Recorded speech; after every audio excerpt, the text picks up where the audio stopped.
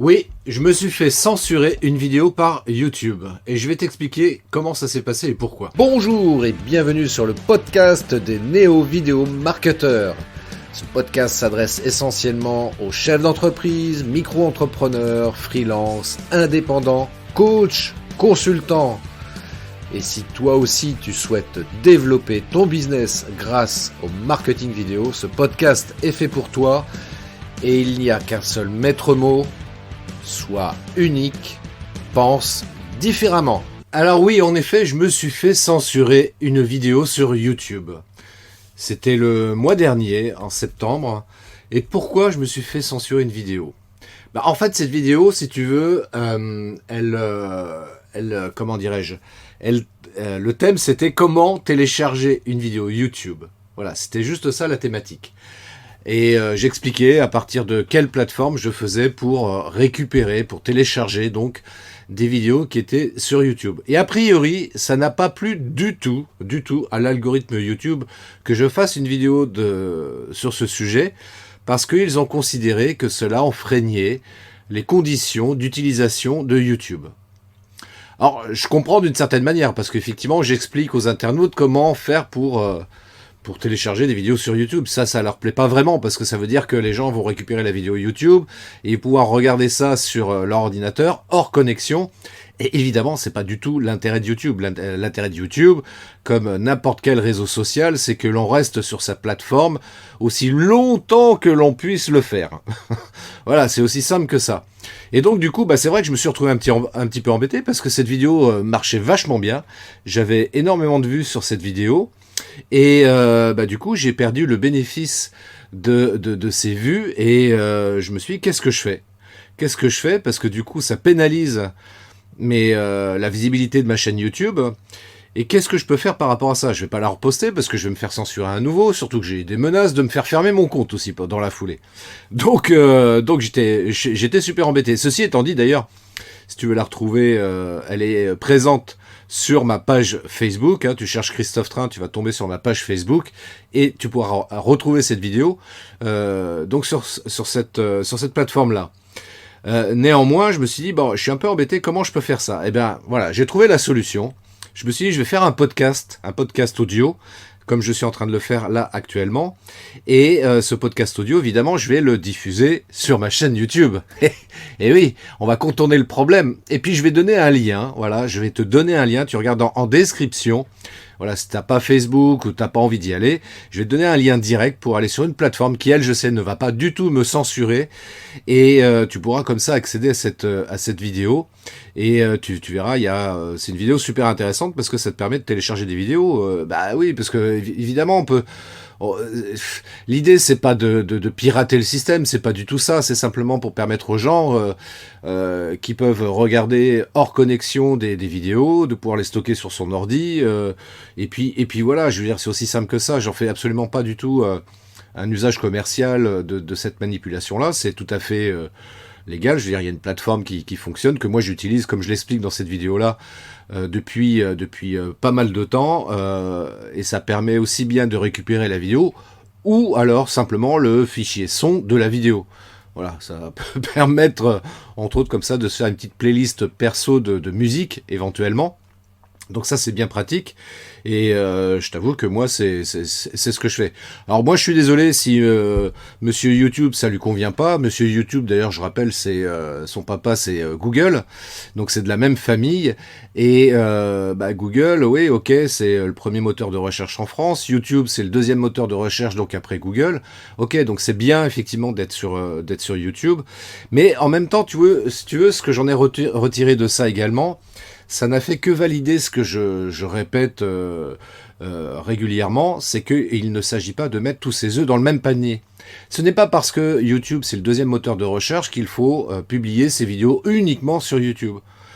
On publie ses vidéos sur YouTube parce qu'évidemment, on profite de la notoriété de YouTube, mais en même temps, tu as tout à fait le droit, et je t'invite d'ailleurs à le faire, comment dirais-je, à publier tes vidéos sur d'autres plateformes. Tu vois, moi par exemple, j'utilise une autre plateforme qui s'appelle Vimeo, sur laquelle donc j'ai mis mes vidéos commerciales, donc les vidéos que je réalise pour les entreprises. Voilà, ça me permet d'avoir comme ça un book pour quand je vais en rendez-vous, quand je suis en contact avec une entreprise, pour leur dire allez voir ma chaîne vidéo, il y a quelques vidéos que j'ai réalisées pour des entreprises et c'est très bien comme ça.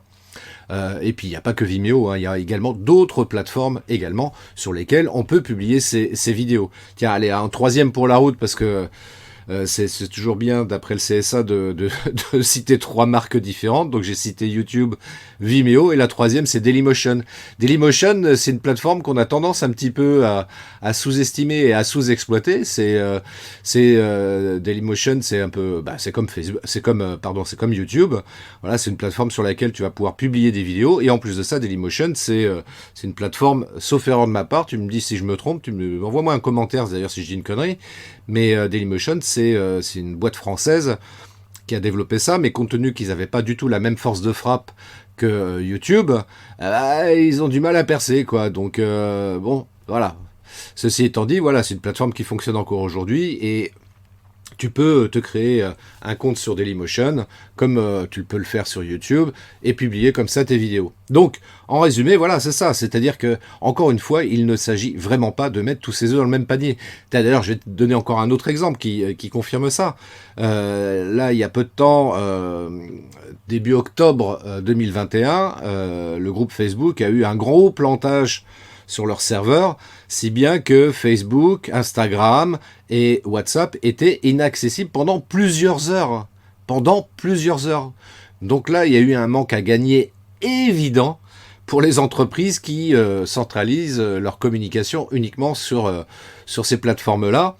Et c'est la raison pour laquelle, là aussi, tu vois, j'insiste beaucoup là-dessus, dans le sens où il s'agit de vraiment faire attention, de ne pas mettre tous ses œufs dans le même panier, et encore moins de focaliser sa communication, de concentrer sa communication uniquement sur les réseaux sociaux, tu vois.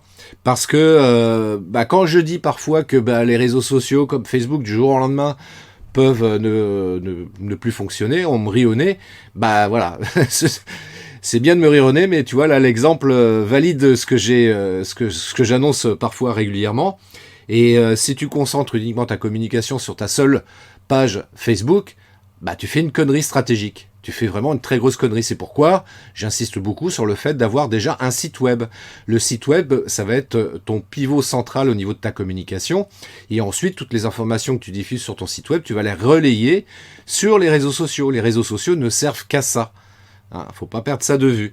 Donc, et puis en plus de ça, comme je l'ai dit tout à l'heure, oui, les réseaux sociaux, ils ont leurs conditions d'utilisation. Et si tu fais des publications qui vont à l'encontre de leurs conditions d'utilisation, tu peux être censuré. Voilà, tu peux avoir des publications comme ça qui sont censurées. Moi, je me rappelle avoir, par exemple, sur Facebook, publié une photo de l'UNICEF. Donc, vraiment tout ce qu'il y a de plus classique. Où on voyait un petit enfant africain à moitié dénudé, on le voyait avec son ventre à l'air, parce que pour des problèmes de malnutrition, il avait un ventre énorme. Et j'avais publié cette photo-là parce que voilà, je voulais sensibiliser les gens sur la faim dans le monde. Et Facebook n'a trouvé ni plus ni moins que le moyen de me censurer cette publication parce qu'a priori, je faisais référence à de la nudité. Voilà, alors qu'on voyait juste un petit enfant, 5-6 ans, il avait juste son short sur lui. Alors oui, il était à moitié nu, si l'on peut dire. Mais on voyait pas il n'était pas nu totalement, quoi. Donc c'est pour ça que j'avais pas compris. Et bon, alors que sur ton site web, pour le coup, tu peux vraiment publier et mettre vraiment ce que tu veux. C'est toi le patron à bord, c'est toi qui est le capitaine de ton navire, et donc tu publies vraiment ce que tu veux. Donc les réseaux sociaux, c'est vachement bien pour sa communication, je persiste à le dire. Ceci étant dit, ne mettez pas vos œufs dans le même panier, tous vos œufs dans le même panier, parce que sinon tu peux rencontrer ce type de problématique à un moment donné. Tu vas faire une publication, puis tu vas être censuré. Tu vas vouloir faire une vidéo, puis ta vidéo va être censurée. Voilà, comme celle que j'ai faite sur YouTube. Donc sois attentif là-dessus, sois vraiment attentif là-dessus, et diversifie tes canaux de communication absolument, pour éviter de te confronter à ce type de problématique. Et même, tu vois, j'oserais dire un truc, et là on va me dire c'est juste impossible, mais malheureusement c'est des choses qui peuvent arriver. Il peut y avoir une panne électrique générale, Et là, pour le coup, Internet, dans sa globalité, devient inaccessible. Donc, ce qui veut dire quoi? Ça veut dire que, comme j'ai fait des vidéos là, j'ai fait une vidéo spécifiquement là-dessus, mais je l'ai rappelé dans d'autres vidéos également, à savoir que dans sa communication d'une manière générale, ce qui est important, c'est d'avoir 2 piliers principaux, un pilier présentiel et un pilier digital. Voilà, aujourd'hui, c'est important de continuer à faire du présentiel au sens large du terme, et également avoir une communication digitale. Par contre, de privilégier l'un ou l'autre, stratégiquement, c'est une énorme connerie et faut surtout pas faire ça. Ceci étant dit, encore une fois, pour reprendre cet exemple-là, voilà, demain, s'il y a une coupure électrique générale dans le monde, bah au moins tu as une présence dans le présentiel et tu peux continuer à travailler. Donc, si tu es entrepreneur, ouais, sois très très attentif à tout ça et réfléchis bien au niveau de ta stratégie pour ne pas faire d'erreur et ne pas te retrouver surpris et le bec dans l'eau en te disant merde, j'ai plus moyen de contacter les gens, j'ai plus moyen de prospecter, comment je vais faire, je sais pas. Voilà, bah écoute, moi je t'invite éventuellement à me contacter et à en discuter avec moi. Je te mets en lien dans la description donc l'accès à cette vidéo pour t'expliquer comment je fais pour télécharger des vidéos sur YouTube. Et si tu veux aller un peu plus dans le détail, eh bien, contacte-moi sur christophetrain.fr/45mn, comme 45 minutes. Voilà, c'est un entretien de 45 minutes que je t'offre, voilà, pour faire le point sur ta communication en général et sur ta communication digitale en particulier. Et puis, bien sûr, il y a la partie marketing vidéo que on va aborder durant cet entretien parce qu'encore une fois, voilà, la vidéo, c'est la vie et c'est important d'utiliser cet outil dans sa communication aujourd'hui plus qu'hier. D'ici là, bah écoute, je te souhaite une très très belle journée. Je te dis à très bientôt pour un prochain podcast. Ciao! Merci d'avoir écouté cet épisode de podcast des Néo-Vidéo Marketeurs. Si tu as une question ou un commentaire, contacte-moi directement sur christophetrain.fr. Je me ferai un plaisir de te répondre rapidement. Et si tu m'écoutes via Apple Podcast, eh bien n'hésite pas également à me laisser un avis 5 étoiles et un commentaire. Ça me fera plaisir. Je te souhaite une très très belle journée et je te donne rendez-vous pour un nouvel épisode très très bientôt. Ciao!